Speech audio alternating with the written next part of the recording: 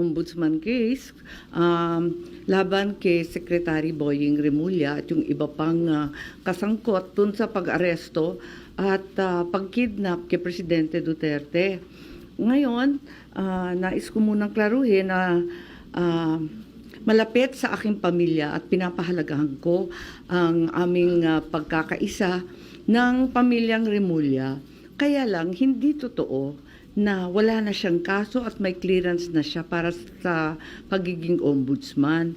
May kaso pa rin si Secretary Boying dahil nag-file ako ng motion for recon of the joint resolution of the Office of the Ombudsman na nagbabasura sa mga kaso laban sa Secretary at sa iba pa. 7 sila. Ayon sa rules ng mismong ombudsman, maaring magsampa ng motion para sa rekonsiderasyon sa loob ng 5 araw mula nang matanggap ang abiso ng desisyon.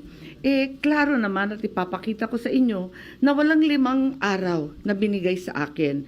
Inihain ko ang aking motion sa mismong araw na inilabas ang desisyon, umaga, hapon.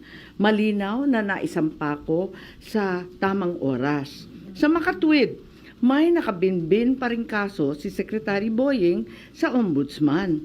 Anumang ombudsman clearance na nagsasabing kabaligtaran nito ay malinaw na hindi totoo at ang sino man maglalabas ng ganoong clearance ay kasabwat sa pandiling lang ng tao. Inihain ko rin, part 2 na to, ang aking motion, urgent motion to inhibit laban kay OIC Ombudsman Vargas at sa mga miyembro ng panel of investigators. Dapat lang protektahan naman nila ang imahen at manatili ang dangal ng ombudsman na sa pamamagitan ng pag-urang ni OIC Vargas kasama ng buong panel of investigators. Mahiya naman sila, mahiya naman silang lahat.